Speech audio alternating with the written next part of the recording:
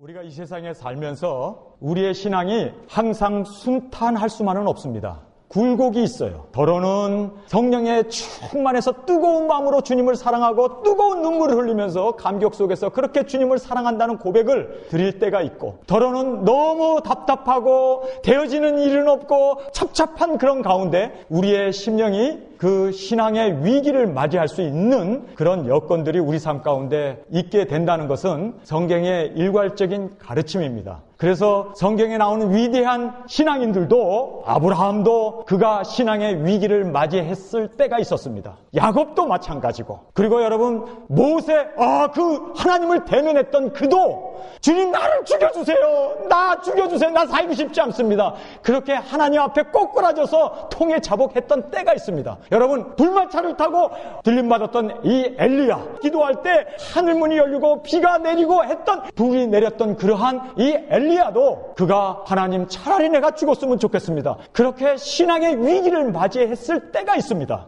여러분 성경의 위대한 사람들, 다윗도 그랬고 모든 성도가 한결같이 일률적으로 신앙이 정진해 나가는 것은 아닙니다. 더러는 굴곡이 있고, 더러는 슬럼프가 있고, 더러는 위기감에 빠져서 발버둥 쳐야 하는 그러한 우리의 신앙이, 그리고 또 우리가 그러한 어려운 가운데 극복하고 살아야 하는 것이 우리 신앙인의 마땅한 여정인 것을 성경은 분명하게 말씀해주고 있습니다. 여러분 오늘 이 본문 말씀에 보면 이 요한복음 21장이 없었으면 베드로는 있을 수 없습니다. 여러분 제자가 네 종류로 갈려요. 첫째는 은 30냥에 예수님을 팔아버린 돈 때문에 예수님을 배반하고 예수님을 십자가에 죽이는데 앞장섰던 가룟 유다가 있어요. 이 사람은 기회가 없었습니다. 두 번째는 나는 끝까지 예수님을 쫓겠습니다, 끝까지 큰 소리 치면서 모든 사람이 다 주를 버린다 할지라도 나는 끝까지 주님을 쫓겠습니다, 내 생명을 다해서 주님을 사랑합니다, 주님을 위해서라면 내가 함께 죽겠다고 고백했던 이 베드로, 그가 3번 예수님을 부인합니다. 한 번도 아니고 3번씩이나 부인합니다. 그러니 가룟 유다는 한 번 예수님을 팔았지만 베드로는 3번씩이나 예수님을 팔았던, 정말 예수님 앞에 부끄럽고 얼굴을 감히 들 수 없는 그러한 베드로의 모습을 우리가 보게 됩니다. 뿐만 아니라 예수님이 십자가에 죽는데 그 고난의 길을 가는데 걸음아 나 살려라 도망갔던 3번째 부류의 제자들이 있었습니다. 그리고 마지막 4번째는 요한입니다. 이 요한은 끝까지 주님의 십자가 앞에까지 쫓아가가지고, 그리고 예수님의 마지막 유언까지 듣고 그는 정말 주님을 위해서 끝까지 십자가 앞에 나갔던 이 요한이 있습니다. 4 부류의 제자들이 있는데 다 예수님이 부활하셔서 복음서에 보면은요, 예수님이 부활하신 몸을 입고 나서 12번 제자들에게 나타나셨어요. 요한복음에서는 3번째지만 다른 복음서에 보면은 막달라 마리아에게도 나타나셨고, 엠마오로 가는 제자들에게도 나타나셨고, 의심 많던 도마에게도 나타나셨고, 그래요. 예수님이 여러 번 제자들에게 나타나셨어. 문을 다 걸어 잠그고 두려움에 떨고 있는 제자들에게 예수님이 들어오셔서 내 손과 내 옆구리를 보고 내가 그인 줄 알라고 예수님의 그 부활을 분명코 이야기를 하셨고, 숨을 내쉬면서 성령을 받으라라고, 샬롬 너희들에게 평강이 있을지어다, 예수님이 그렇게 제자들에게 보여주시고 나타나셨습니다. 부활의 몸이었어요. 죽음 가운데 무덤이 열리고 부활하신 예수님이었어요. 아니 그러면 된 거 아니에요? 우리를 위하여 십자가 죽으시고 부활하신 예수님을 목격했으면 신앙에 있어서 정점 아닙니까? 그런데 제자들은요, 오늘 본문 말씀에 보면 베드로가 7 제자들이나 끌고 갈릴리로 가가지고 나 고기 잡으러 가겠다, 그러니까 또 7명의 제자들이 나도 간다 전부 배를 타고 옛날 그 예수님을 만나기 전에 어부 생활로 돌아갔어요. 아니 부활하신 예수님을 만났는데 정말 예수님이 부활하신 그 기쁜 소식, 부활의 소식을 들은 제자들이 기껏 한다는 게 옛날 고기 잡으러 돌아가? 아니 도대체 what's wrong? 뭐가 문제입니까? 이게 바로 신앙의 슬럼프예요. 왜 이런 일이 벌어집니까? 여러분 이 복음서의 내용을 자세히 살펴보면 제자들이 이럴 수밖에 없었던 이유가, 예수님이 유대의 왕으로 오셔서 이스라엘을 회복시키고 로마를 다 무찌르고 세상에 멋진 왕국을 세우시고 예수님이 거기에 왕으로 군림할 줄 알았어요. 제자들은 다. 그래서 모든 것 다 버려두고 그물이며 집이며 가족까지 다 버려두고 예수님을 쫓았던 이유는 세상에서 한 자리 해먹으려고. 근데 예수님이 딱 죽어버리신 거예요. 이제 더 이상 왕이 될 수 있는, 부활하신 예수님이 왕이 될 수 없잖아요. 보였다 안 보였다? 나타났다 안 나타났다. 육신을 입고 있었을 때는 소망이 있어서 이분이 왕이 되면 우리 한 자리 한다. 그런데 예수님이 십자가에 죽으시고 부활하셨는데 항상 같이 있는 것도 아니고 믿는 자들에게 나타나시는데 그 부활의 예수님을 만났는데 이거 옛날 꿈을 다시 가질 수도 없고, 그렇다면 우리가 이 부활하신 예수님에 대해서 이들도 혼돈이 생기고 우왕좌왕하고 어떻게 해야 할지 모르는 거예요. 그러니 부활했다는 예수님의 극적인 소식을 들었음에도 불구하고 갈릴리 땅으로 가가지고 거기서 옛날 예수님 만나기 전 그 생활로 돌아갔습니다. 어부 노릇을 하고 있는 거예요. 사명도 다 도망가 버렸어요. 예수님이 그 뜨거웠던 이적과 기사를 봤던 그 모든 것, 주님에게 생명의 말씀이 있사오니 우리가 누게로 가오리까, 주는 그리스도 살아계신 하나님의 아들입니다 고백하고 천국의 열쇠를 받고, 그리고 음부의 권세가 해치 못하리라, 내가 이 믿음 위에 교회를 세우리라 했던 그 모든 것이 다 수포가 되고 마른 거예요. 옛날로 돌아가서 고기를 잡고 있습니다. 여러분, 우리가 이런 슬럼프가 있어요.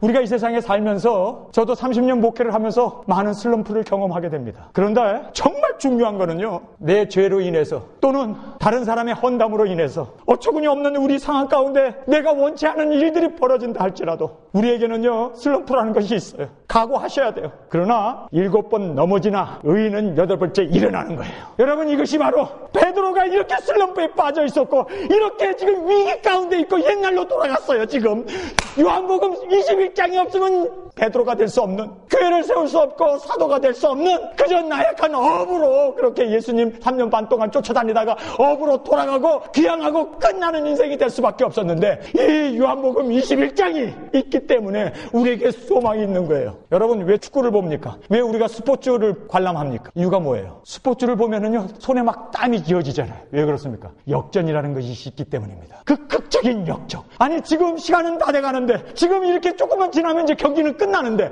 이게 지나보다 하는데 그 지는 과정이 아니라 거기에서 멋진 역전골이 나오는 거예요. 거기서 정말 극적인 승리가 나오는 거예요. 그러면은 모든 사람들이 자리에서 뻗뜩 일어서 우와! 왜 화를 할까요? 바로 이 역전이 있기 때문이다. 우리 신앙에 있어서도 위기가 있고 슬럼프가 있고 우리 삶 가운데도 어려움이 있지만 이 어려움 때문에 그냥 뒤로 물러나고 이것 때문에 그냥 좌절하고 침몰하는 게 아니라 여기서 온 힘을 다해서 오히려 더 주님 앞에 역전골을 할 수 있는, 극적인 역전을 이룰 수 있는 베드로와 같은 우리가 되기를 주님의 이름으로 축원합니다. 여러분, 이 요한복음 21장을 보면서요, 저는 사실 목회를 하면서 이벤트를 싫어하는 사람이에요. 그런데 예수님이 21장을 보니까 이벤트를 4번이나 마련하시더라고. 여러분, 왜 예수님이 그 이벤트를 하셨을까요? 그냥 놔두면 베드로는 예수님 앞에 너무너무 부끄러워서, 너무너무 죄책감 때문에 내가 예수님을 3번이나 부인했는데 그 죄책감에서 헤어나지 못하게 될 수밖에 없는 거예요. 그래서 예수님께서는 이 베드로를 정말 다시 옛날의 베드로로 거듭나기 위해서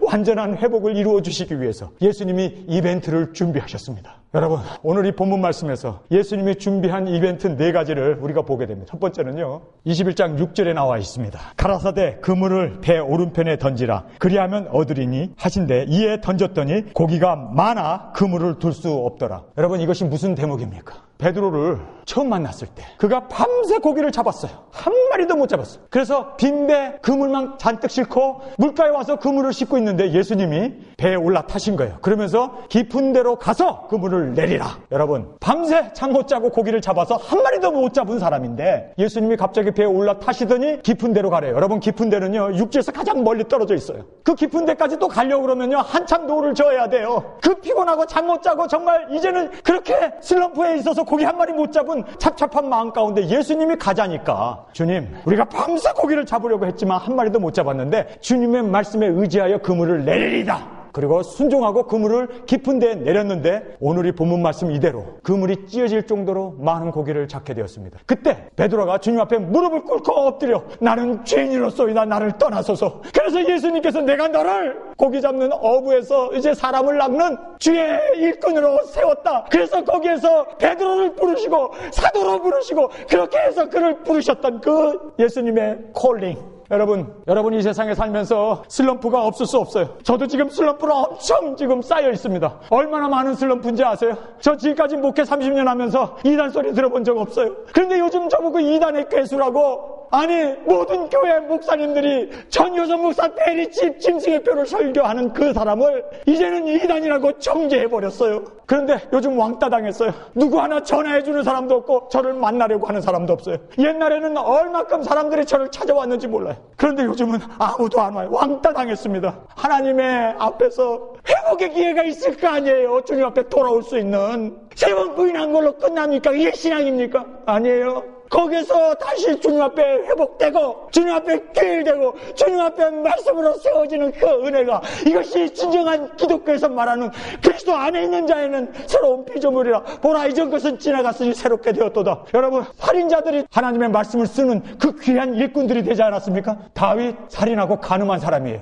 요즘 같으면요, 다시는 단에 못 세워요. 죽여버리지. 언론이 가만 놔두질 않지. 모세, 그도 살인한 사람입니다. 바울, 그가 사울이었을 때 스데반을 죽이는데 그가 증인이었고 앞장섰고 그의 옷을 맡았던 살인자입니다. 예수 믿는 사람들을 박해하기 위해서 그는 고문 기술자였습니다. 그런데 그들에게 그걸로 끝났나요? 세컨 찬스가 있잖아요. 여러분, 왜 세컨 찬스를 빼앗아 버리냐고. 당신이 하나님입니까? 저는요, 세컨 찬스를 믿습니다. 바로 이 베드로가 시문으로 끝날 그의 인생이, 업으로 인생을 끝날 그가 대사도로 복음을 전파하고 이제는 끝내는 순교자로 주님 앞에 세움을 받는, 주여, 그러한 은혜가 우리에게 은혜가 될 줄 믿습니다. 여러분, 이 세상에 살면서 우리는 항상 슬럼프를 겪게 돼 있어요. 학업하는 학생들도 슬럼프가 있습니다. 사업하시는 분들도 슬럼프가 있습니다. 그래요. 요즘 경기가 안 좋아서 많은 사람들이 짭을 잃고 뱅크럽도 하고 어려움에 처하는 경우가 많이 있습니다. 그래요. 이 어려운 고비, 경제적으로도 슬럼프가 있습니다. 건강적으로도 슬럼프가 있어요. 다 건강하면 얼마나 좋겠어요. 원치 않던 원하던 정말 관계가 없기를 원하지만 우리는 병들고 아플 수가 있습니다. 뿐만 아니라 가정에 불화가 있을 수 있어요. 누가 결혼하면서 이혼할 생각을 하면서 결혼하겠어요. 그러나 이 인간이 할 수 없는 그런 불가항력적인 일이 가정 안에도 사랑으로 하나가 되어지고 그리스도 안에서 한 몸이라고 하신 그 가정 안에서도 아픔이 있을 수밖에 없어요. 그래요. 가정도 깨질 수 있습니다. 그러나 여러분이 경제적인 문제, 건강의 문제, 가정의 문제, 그러나 신앙의 문제를 깨지면 영원한 실패자가 되기 때문에 신앙의 문제는 여러분 절대로 파산하면 안 돼요. 끝까지 신앙이 있어야 가정의 문제도 기도 가운데 해결을 해요. 그리고 질병의 문제도 주님 앞에 나아가서 치료함을 받을 수 있고 주님 안에서 우리가 회복될 수가 있어요. 신앙, 이것 때문에 우리가 경제적인 것 주님 앞에 갖고 나와서 기도하면서 주님의 공급하심을 우리가 받을 수가 있어요. 그런데 이 신앙의 하선이 일어나게 되면, 신앙의 뒤로 물러나게 되면 그 다음에는 고칠 수 있는 방법이 없어요. 그래서 의인은 7번 넘어지나 8번 일어난다고 하는 그 여러분, 정말 끝까지 주님을 의지하고 끝까지 주님 앞에 세움을 받기 위해서 그렇게 우리는 신앙 하나는 파손되면 안 돼요. 오죽했으면 예수님이 부활하신 후에 하실 일이 얼마나 많겠어요. 그런데 이렇게 이벤트를 준비하는 이유가 뭘까요? 여러분, 이 세상에 살면서 신앙의 슬럼프가 생기거들랑 내가 처음 예수님을 만났던, 그리고 예수님에게 부름을 받고 내가 거듭났던 그때를 회상해 보십시오. 예수님이 왜 이벤트를 만듭니까? 너 고기 못 잡아가지고 빈배로 돌아왔을 때 내가 그 배에 올라타서 주여, 나는 죄인입니다, 나를 떠나소서.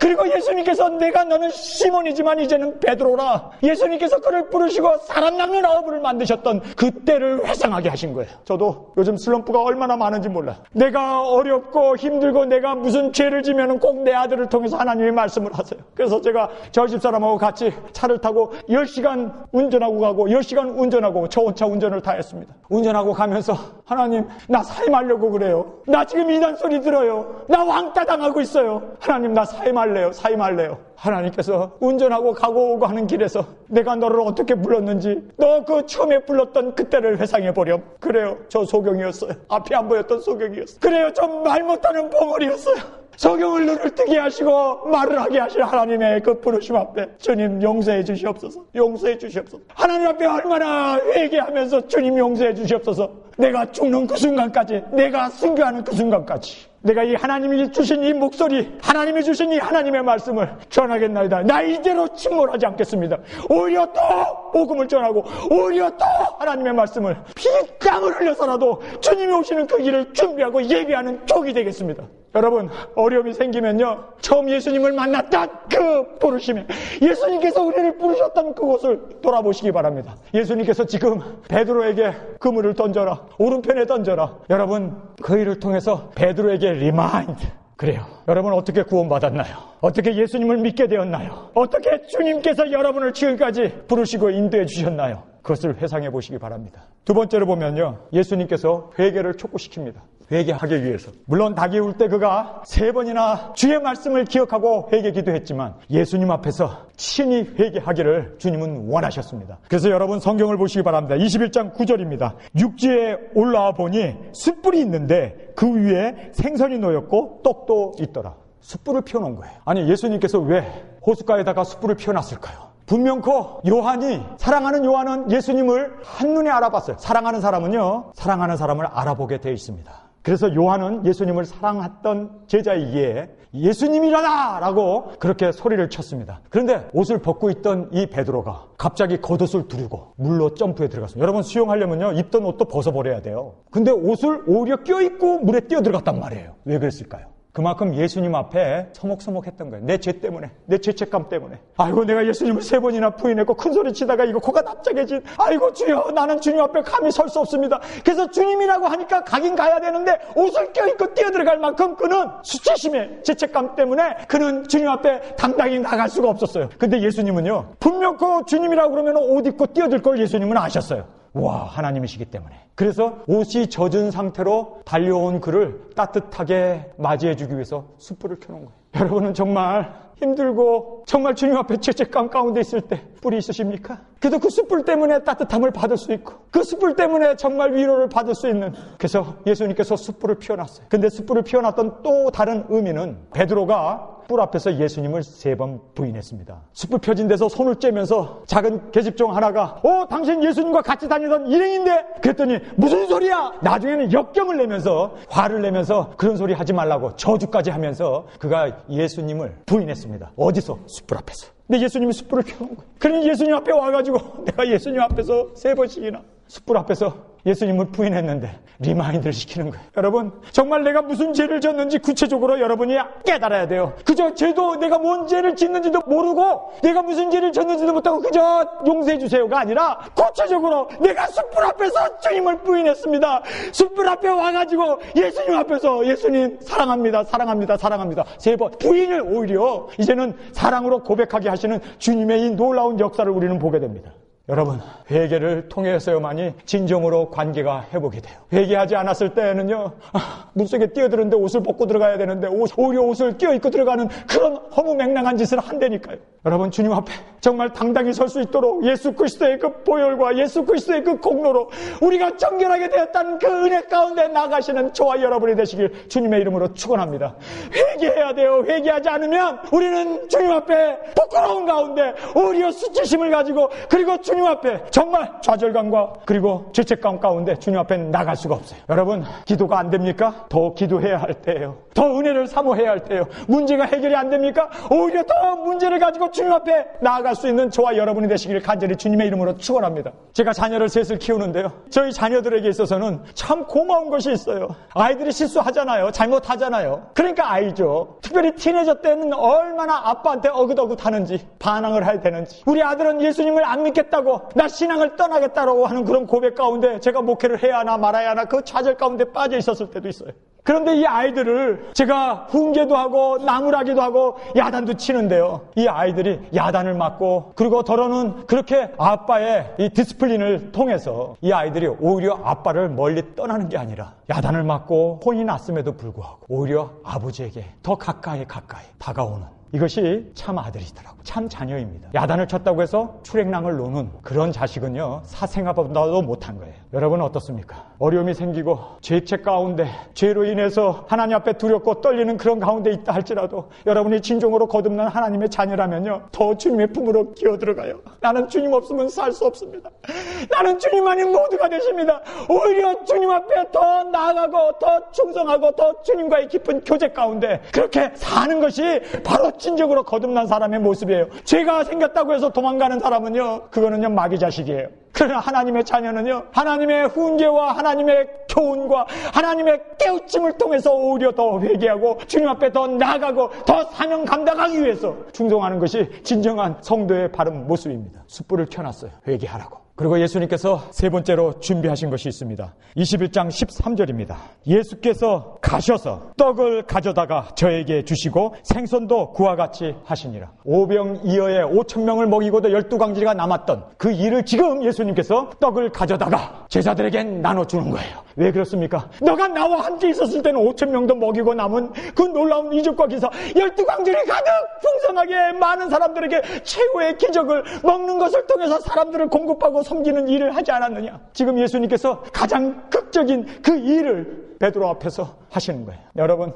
예수님께서 여러분을 주의 종으로, 주의 일꾼으로, 성도로, 하나님의 자녀로 부르셨을 때 하나님이 여러분의 기도를 응답해 주시고, 그리고 하나님께서 여러분을 주관해 주시고, 놀라운 이적과 기사로 하나님이 우리의 아버지 되심을 얼만큼 우리가 체험하면서 살았습니까? 그 사랑, 그 은혜, 그 능력, 여러분 그것을 다시 한번 회상해 보시기 바랍니다.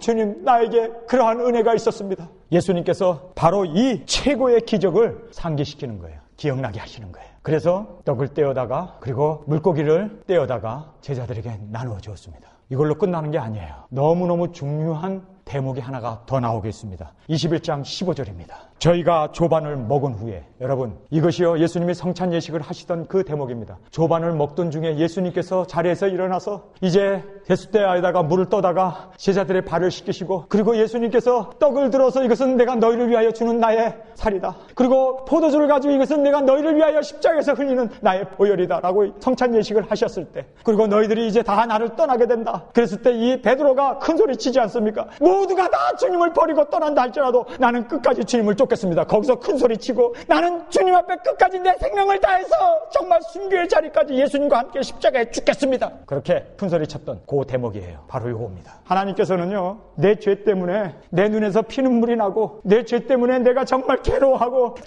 주님 하고 내 죄에 대해서 정말 애통하고 통에 자복하고 내 죄에 대해서 막 그냥 진저리를 낼 정도까지 주님께서는 끌고 내려가세요. 왜요? 그래야 진정한 회복이 있어요.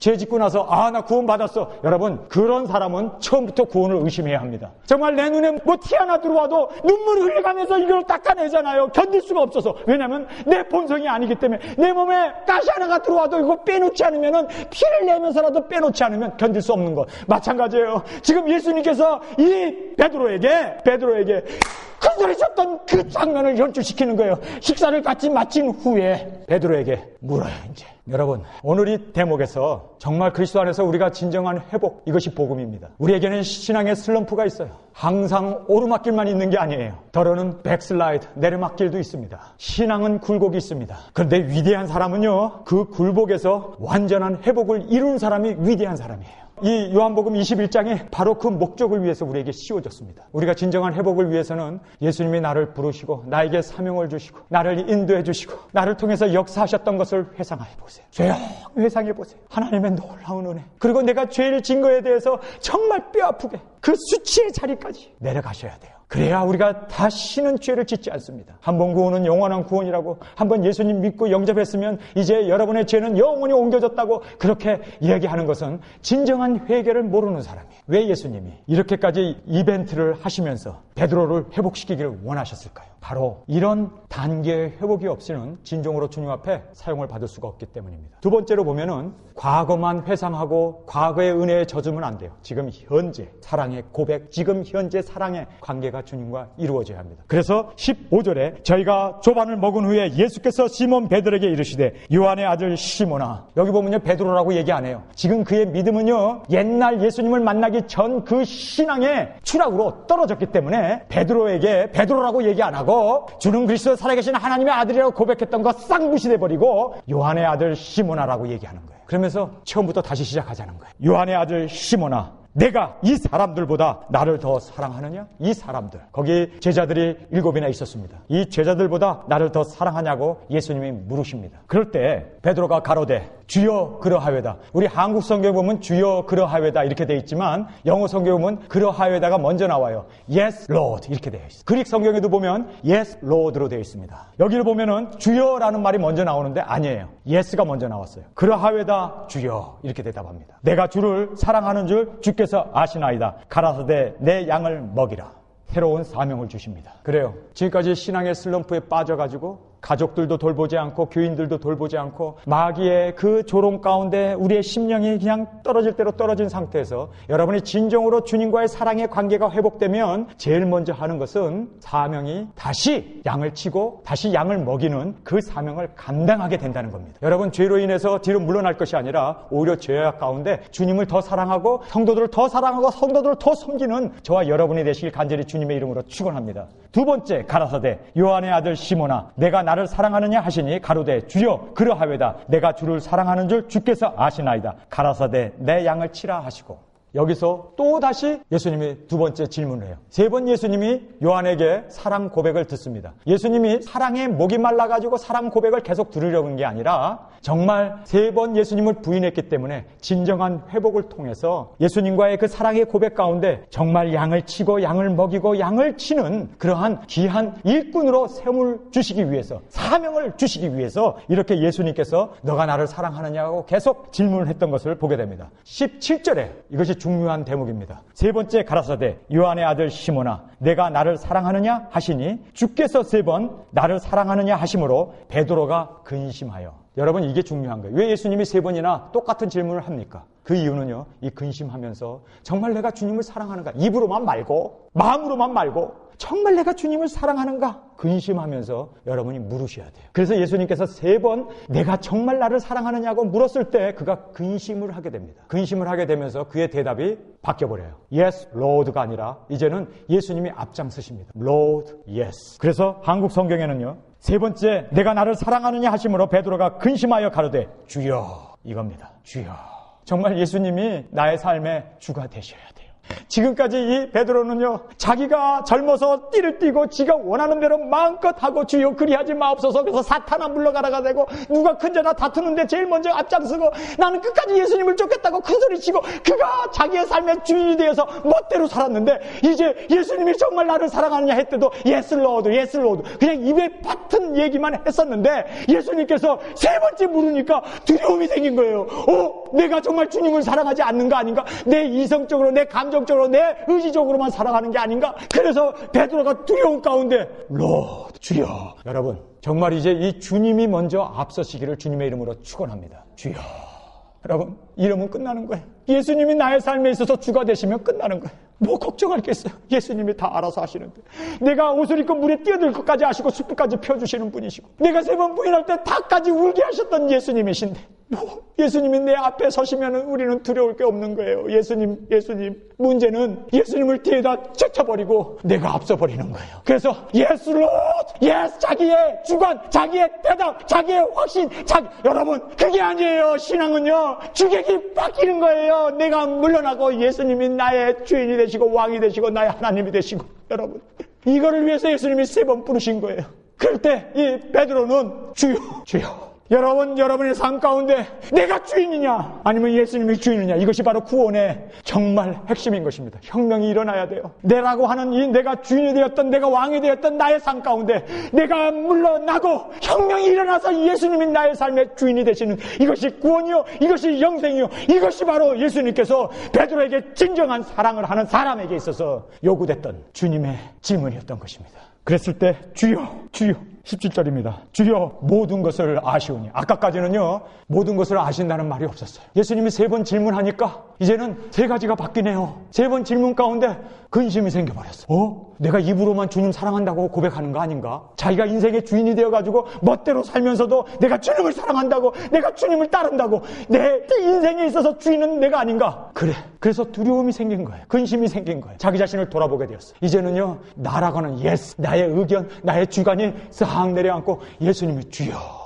그리고요, 거기에서 주님이 딱 나서게 되니까 모든 것을 다스리시고 모든 것을 감찰하시고 모든 것을 아시는 주님, 모든 것을 아시오니. 여러분, 여기에 단계까지 내려가야 돼요. 모든 것을 하시는 주님 앞에 숨길 수도 없고 주님 앞에 감출 수도 없고 모든 것을 하시는 주님 앞에 정말 주여, 주님 앞에 모든 것을 내어 맡기는 저와 여러분이 되시길 간절히 주님의 이름으로 축원합니다. 내가 주를 사랑하는 줄 주께서 아시나이다. 예수께서 가라사대 내 양을 먹이라. 사명을 주십니다. 여러분, 예수님 사랑하는 것, 그것은 바로 주님의 몸된 교우들을 섬기고 사랑하는 것이었습니다. 그래서 주님 앞에서 그렇게 여러분도 주님을 사랑하는 것, 그것이 바로 우리 교우들, 형제를 사랑하는 것이었던 것을 주님은 말씀해 주고 있습니다. 그러면서 여러분, 이걸로 신앙이 끝나는 게 아니에요. 다음 단계로 나갑니다. 너는 나를 따르라. 여러분, 예수님께서 18절에 이거는 우리의 신앙은 주님이 오시는 그날까지, 우리의 신앙이 고백이 이루어지고 그렇게 주님을 따라서 살아야 할 것을 성경은 말씀해 주고 있습니다. 내가 진실로 진실로 내게 이르노니 젊어서는 내가 스스로 띠를 띠고 원하는 곳으로 다녔거니와 늙어서는 내 팔을 벌리리니 남이 내게 띠를 띠우고 원치 않은 곳으로 데려가리라. 그 다음 절에 보면 이것이 무슨 의미인가를 우리에게 설명해 주고 있습니다. 이 말씀을 하심은 베드로가 어떠한 죽음으로 하나님께 영광을 돌릴 것을 가리키심이로라. 이 말씀을 하시고 베드로에게 이르시되 나를 따르라. 베드로는요, 주님을 사랑한다고 3번 고백을 했어요. 내 양을 치라고 주님에게 사명을 받았어요. 그러면서 예수님께서 너가 늙어서는 팔을 벌리고, 팔을 벌린다, 십자가를 지는 겁니다. 그리고 허리에 띠를 띠우고 원치 아니하는 곳으로 끌고 간다. 바로 어떠한 죽음을 통해서 하나님께 영광 돌릴 것을 예수님께서 예언의 말씀을 해주셨습니다. 그러니 베드로는 주를 위해서 죽는다, 나는 순교를 해야 한다는 것이 그에게 있어서는 사명이었습니다. 그런데 사도행전 12장에 보면은 야고보가 제일 먼저 주 47년에 그가 목뱀을 받아 죽습니다. 그런데 유대인들이 막 환호를 하는 거예요. 박수를 치면서 야, 더 죽여라, 더 죽여라, 예수 믿는 사람 싹 죽여라. 그러니까 이 헤롯이 의기가 등등해가지고 수제자인 베드로를 잡아 집어넣습니다. 근데 잡아 감옥에 가둬서 죽이려고, 목을 잘라 죽이려고 했는데 그날이 바로 무교절이었어요. 유대인들의 명절에 죽일 수가 없어서 그냥 감옥에 가둬두고 내일 해가 뜨면은 죽이려고 그렇게 감옥에 가둬두고 있는 그 밤에, 여러분 성경을 보시면 베드로는요, 하나님의 말씀을 철저히 믿었습니다. 나는 늙어서 순교하지 젊어서 순교 안 해. 사도행전 12장은요, 지금 한참 젊어서 팔팔팔팔 주의 일을 하고 돌아다닐 때예요. 그러니까 야고보 죽었어요. 목배임을 받아 죽었어요. 그것도. 그리고 이 사람이 감옥에 감금되어서 내일 해 뜨면 죽는데 그가 하나님의 말씀을 얼마나 믿었는지 아세요? 얼마나 이 말씀을 믿었으면 난 늙어서 순교하지, 그리고 팔 벌리고 십자가에 죽지, 목 베어 죽지 않는다, 이걸 알았어요. 왜냐하면 예수님의 말씀을 철저히 믿었습니다. 그래서요, 그가 발 뻗고 코 골면서 자는 거예요. 천사가 와서 야, 지진이 일어나고 문 다 열렸으니까 도망가라고 그러는데도 코를 골고 거렁거렁 자는 거야. 이 사람이 마음 편하게. 그는 해 뜨면 죽는데 죽는다는 건 믿지 않았어요. 하나님 말씀을 믿었지. 코를 골고 자니까 천사가 옆구리를 쳐가지고, 그래도 깨워가지고 야, 도망가라. 여러분, 옥문을 열리고 그렇게 구원해냈습니다. 여러분, 하나님의 말씀은요, 1.1에도 땅에 떨어지지 않아요. 그는 목뱀을 받아 죽을 사람이 아니었어요. 뿐만 아니라 젊어서 죽을 사람이 아니었어요. 예수님의 말씀은 천지를 창조하신 하나님의 말씀이기 때문에 여러분의 신앙을 그 말씀 위에 두게 되면 어떤 환난이나 목뱀을 받는 순간이나 순교자의 자리 가운데 간다 할지라도 여러분은 능히 말씀을 붙어잡은 여러분은 좌로나 우로나 치우치지 않냐고 그 가운데도 승리하게 될 줄 믿습니다. 하나님께서는 여러분을 눈동자처럼 지켜주시고 우리 머리털까지 세심받으신 하나님께서 여러분이 몸도 온전하게 주님 앞에 들을맞는 그 은혜를 주실 줄 믿습니다. 두려워하지 마세요. 두려워하지 마세요. 이것은요, 어디까지나 하나님의 말씀을 믿지 못하기 때문에 두려움이 생기는 거예요. 여러분, 끝까지 우리는 하나님의 말씀을 믿는 이 베드로 같은 신앙, 그가 비록 지금까지는요, 끝까지 내 의견 가지고 내 주관 가지고 내가 주님을 끝까지 따르겠다고 큰소리 쳤는데 이제는 주여, 모든 것을 아시는 주님, 그 고백을 한 후에 너는 나를 따르라, 예수님께서 그렇게 말씀을 해주셨습니다. 그런데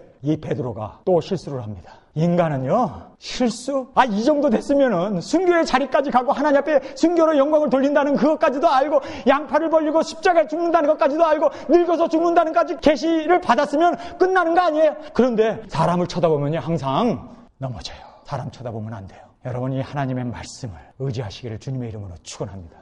20절에 베드로가 돌이켜, 여기서 보면 돌이켰어요. 너는 나를 따르라. 그러면 예수님만 따라가면 돼요. 예수님이 부활하신 예수님만 따라가면 돼요. 예수님만 따라가면 그에게 있어서는 예수님의 마지막 계명, 주여, 모든 것을 아시는 주님, 내가 주님을 사랑하는 줄 압니다. 그래, 나 따라와. 그러면 예수님만 따라가면 모든 것은 다 만사형통인데 예수님만 따라가면. 그런데 예수님 따라가다가 예수님을 쳐다보질 않고 그가 뒤를 돌이켜요. 여러분, 이런 일이 한 번 있었죠. 풍랑이 나가지고 예수님이 무리를 걸어오시는데 주시거든 나를 무리로 걸으라 하십시오. 그러니까 와라. 인간으로서 처음으로 무리를 걸었어요. 그런데 예수님만 쳐다보면은 걷는 거 문제없이 배에까지 올라갔을 텐데 그가 어떻게 했습니까? 풍랑을 바라본 거예요. 그리고 깔아놓은 거예요. 여러분, 중요한 거는요, 여러분의 시선은 예수님에게만, 오실 예수님에게만 고정되어지기를 주님의 이름으로 축원합니다. 절대로 좌우 세상에 돌아가는 일들이나 뭐 어쩌고 저쩌고 세상에 뭐 어쩌고 하나님의 말씀에 그리고 예수님만 쫓아가는 저와 여러분이 되시길 주님의 이름으로 축원합니다. 예수님만 쫓아가면 그것이 만점이에요. 100점 만점 100점. 여러분 그거 쉬운 거 아니에요? 예수님만 바라보면 되는데 예수님만 쫓아가 왜 등을 돌이킨대? 그러면서 여러분 보십시오. 베드로가 돌이켜 예수의 사랑하는 그 제자가 따르는 것을 보니 그는 만찬석에서 예수의 품에 의지하여 주여 파는 자가 누구오니까 묻던 자라. 그냥 예수님 쫓아가면 되는데 요한에 대해서 걱정이 생긴 거예요. 요한은 어떻게 되지? 나는 나이가 들어서 순교하는데 그럼 요한도 순교할 건가? 아니 쟤는 들림을 받는가? 쟤는 주님 올 때까지 보존을 받는가? 궁금했던 거예요. 여러분 절대로 다른 사람에 대해서 궁금해할 것도 없어요. 정말 중요한 거는 주님이 오실 때까지 여러분은 예수님만 쫓으면 돼요. 다른 거 쳐다볼 것도 없어요. 다른 사람이 어쩐다든지 누가 이렇쿵 저렇쿵 여러분 다 그런데 관심을 갖지 마세요. 예수님만 바라보시기 바랍니다. 아니 왜 다른 사람이 어떻게 되냐 마냐에 관심이 있어. 너는 나를 따르라고 그러면 아멘하고 따르면 되는데 이게 베드로의 맹점이에요. 그냥 예수님만 쫓으면 될 텐데. 예수님께서 22절에 예수께서 가라사대 내가 올 때까지 그를 머물게 하고자 할지라도 내게 무슨 상관이냐. 너는 나를 따르라. 이겁니다. 주님이 오실 때까지 여러분은 예수님만 쫓으면 돼요. 그러면 여러분의 신앙은 100점 만점 100점이에요. 주님 오실 그날까지, 주님이 오시는 그때까지 주님만을 바라보고 주님만을 따르시기를 간절히 주님의 이름으로 축원합니다.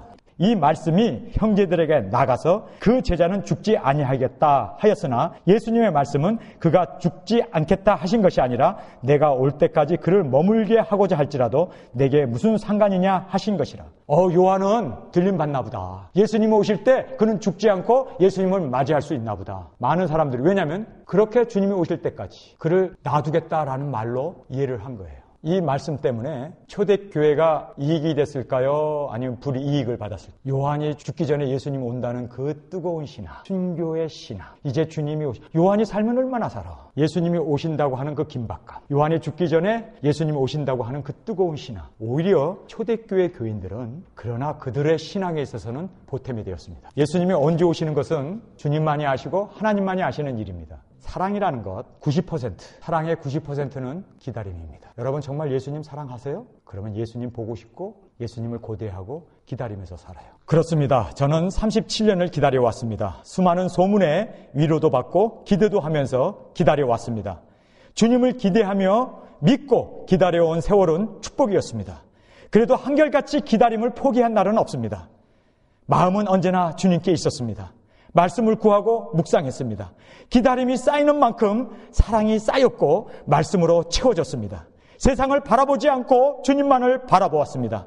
하나님은 중심을 보십니다. 기다림에 낭망치 아니하면 기다림의 끝은 축복입니다.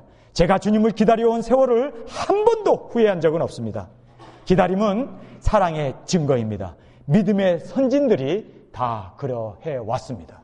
믿습니까? 초대교회 교인들 가운데도 요한이 죽기 전에 예수님 오실 것이라는 것을 학수고대하면서 삶으로 말미암아 순교할 수 있었고 교회를 더 복음을 전파할 수 있었고 더 성결하게 살 수 있었습니다. 로마 황제와 타협하지 아니하고 그들은 카타콤이라고 하는 굴 속에 들어가면서 그 굴 속에서도 세상과 모든 것 다 포기하고 태양 한번 쳐다볼 수도 없고 시체가 썩는 그 지하 묘지에서 그들은 거기에서도 주님 오실 것을 고대하면서 끝내 이기며 승리할 수 있었던 것이 주님을 고대하고 기다렸던 믿음이었습니다. 여러분 이겁니다. 정말 우리가 주님 언제 오시는 것 알 수는 없지만 그러나 날마다 긴박감을 가지고 주님 오신다는 것을 소망하면서 기다리면서 주여 오시옵소서. 이 믿음으로 사는 것이 바로 주님을 진정으로 사랑하는 그리고 주님 앞에 인정받는 믿음이었던 것을 우리는 깨닫게 됩니다. 정말 예수님 사랑하십니까? 근심 가운데 돌아보시길 바랍니다. 그리고 주여 내가 아니고 내 의지가 아니고 내 사고 나의 주관이 아니라 예수님 주여 모든 것을 아시오니 내가 주를 사랑하는 줄 주님이 아십니다. 그래 내가 오는 날까지 내가 오는 그때까지 너는 나를 따르라. 이것이 진정으로 회복된 그리스도 안에 성도의 삶인 것을 오늘 본문은 분명하게 말씀해주고 있습니다. 우리 다 같이 일어나 기도드리겠습니다. 하나님 아버지 은혜 감사합니다.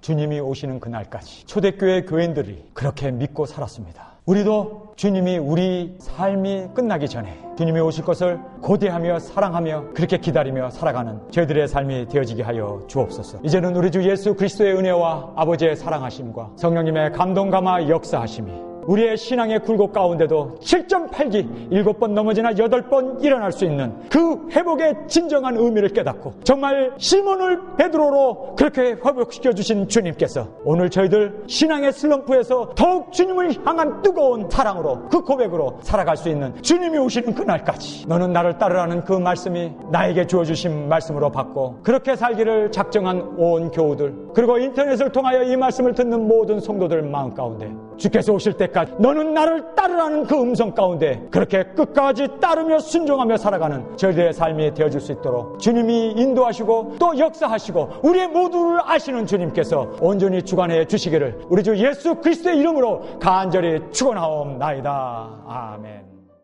주님 다시 오실 때까지 나는